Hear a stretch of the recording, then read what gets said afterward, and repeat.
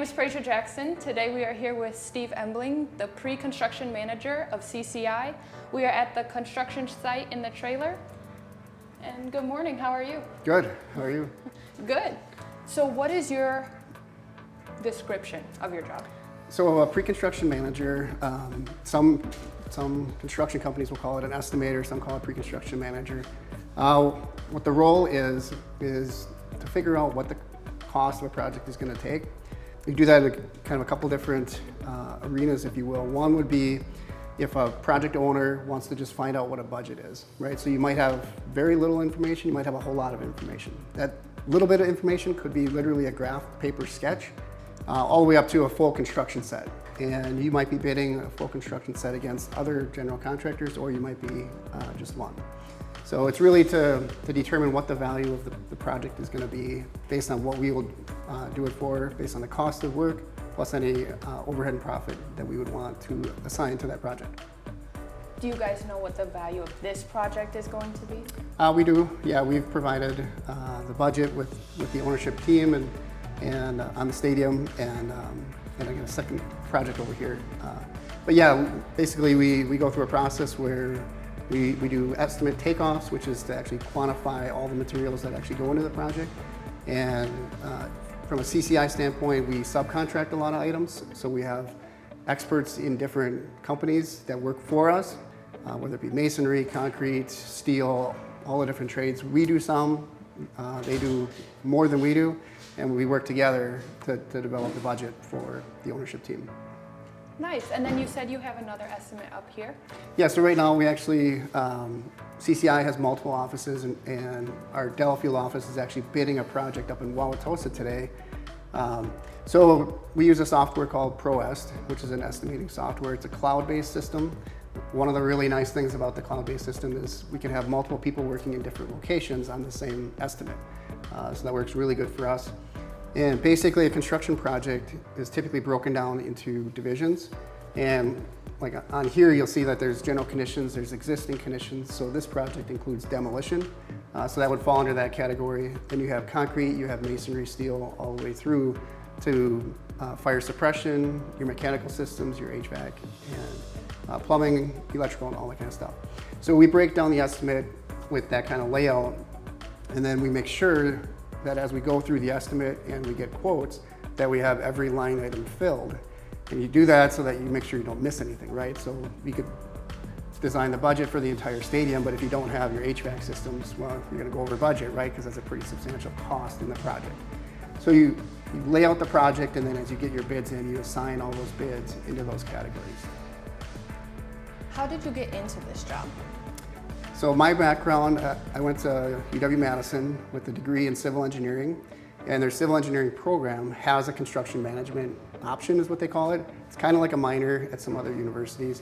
And what you do is, in your coursework in engineering, you take a select group of construction management type classes, so scheduling, estimating, and those kind of things. And when I was in college, I knew I wanted to get in the construction side of civil engineering, as opposed to like designing structures or designing wastewater treatment plants and all those kind of things. So, so that's how I got into it. And then my career, I've been in construction for over 20 years. I started out on the project management and field engineering side, where I actually worked in job site trailers like this every single day. And then after about 10, 12 years of that, then I got into the estimating side.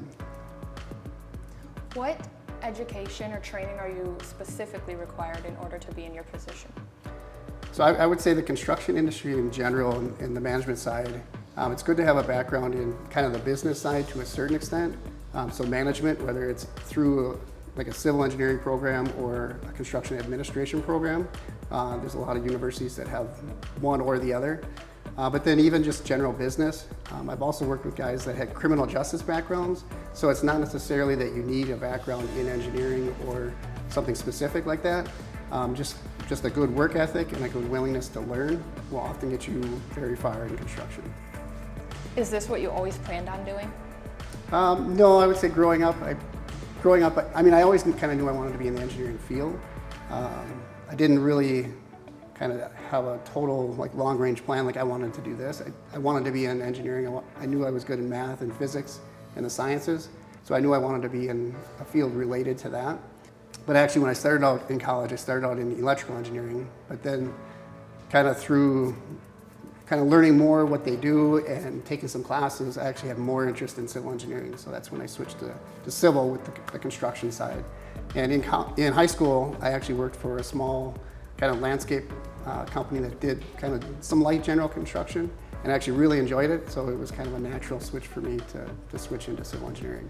Did you encounter any hardships through your journey to get here? There's always ups and downs. Obviously, construction, like a lot of fields, is very economically driven. So when you have a great economy, it's great for construction. When you have kind of a depressed or a recession type economy, it can be very hard on construction. So I would say that's probably the most significant thing for me is back in like 2008, 2009 when the Great Recession happened. I was part of a company that let 25% of its management go, and I was part of that. So then I had to shift my focus into another company. So, but as far as hardships, as far as education, I think education is very important. But I would say working hard and finding where you fit and finding where you'll enjoy what you do is probably more important. Because if you love what you do, then you'll never go to work, right? So. And then what is your specific part on working on the stadium? So for my part on the stadium I was a lot of the stuff before they ever broke ground out here, before the land was ever acquired. It was putting together the budget for how expensive the project was going to be based on what the architect drew on the drawings. How would you suggest somebody get started in this job? Like, do you have apprenticeships, internships? We do have, for the estimating side, I would say a high school diploma is necessary. College degrees are definitely helpful, but just a willingness to learn and a desire to kind of work hard and learn the trade, if you will. And then what are some of the more interesting projects you've worked on in your whole job, in your career? So in my career, I've worked on a number of interesting jobs. I've worked on a number of like paper plants, and this could be like paper like you see, or it could be like tissue paper, like paper towels. So those are all very interesting, especially since they're production based. So like every second that machine is down, you're losing production. So that was a very interesting project. I worked on a school up in northern Wisconsin. That was a private school that it included you think of building a school campus really from the ground up. So it was a guy who had a lot of land and he donated land for a school, and everything from a rec center, so like the athletic building with the gymnasium and all that kind of stuff, the education building, so all the classrooms, the science labs, all that kind of stuff, the administration building, and they also had housing, so they had 5 different dorms at the time, and then they also had a maintenance building, and then they had a building that they called the green machine or the living machine. I can't remember what it was, but it was basically all the water and waste that came through all their facility would get treated in this facility and then reused. And then at CCI here, the stadium project has been very interesting. The Lincoln Charter School, the new charter school in town here, I've worked pretty extensively with the project manager on that one. And then a lot of other smaller projects. What does a typical day look like in your job? So I would say the good thing about estimating is there's no such thing as a typical day, which is really cool if you like that kind of thing. So there's a lot of variation. It could be anywhere from a pre-bid walkthrough. So before we would bid a job, a lot of times, especially if it's a renovation, you would actually go and you'd visit the job site, the project site, and you'd walk through it and you kind of see all the stuff as it exists now, where you have to go to get to the dumpsters, where people would park, all this kind of stuff. You figure all of that stuff. And then you'd return to the office. So that's kind of one thing that would be one of my roles. Another thing is just not like on a bid day. So like on a day like today, you sit at the computer and you have multiple computers. So we have the drawings and we have our estimate put together, and you sit there with the phone and your email, and you call people and you work through all of that. Other days you might be doing business development. So you might have meetings with subcontractors, you might have meetings with owners.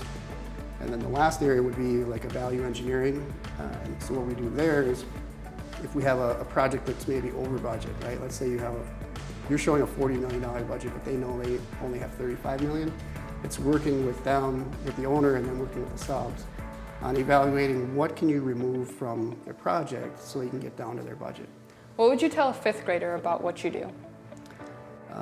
So I would tell a fifth grader that construction is a very exciting industry, and there's a lot of different opportunities, and there's a lot of different tracks. So whether you want to be somebody that works in the field and put on tools and work in the field, or whether you want to manage people, whether you want to be kind of a supervisor where you get to kind of manage the process, or whether you want to work with math.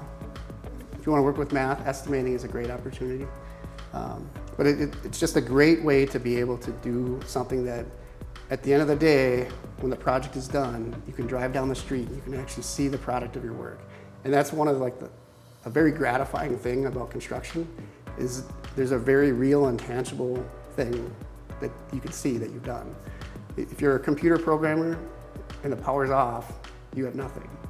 But at the end of the day, buildings are built, apartments are built, stadiums are built.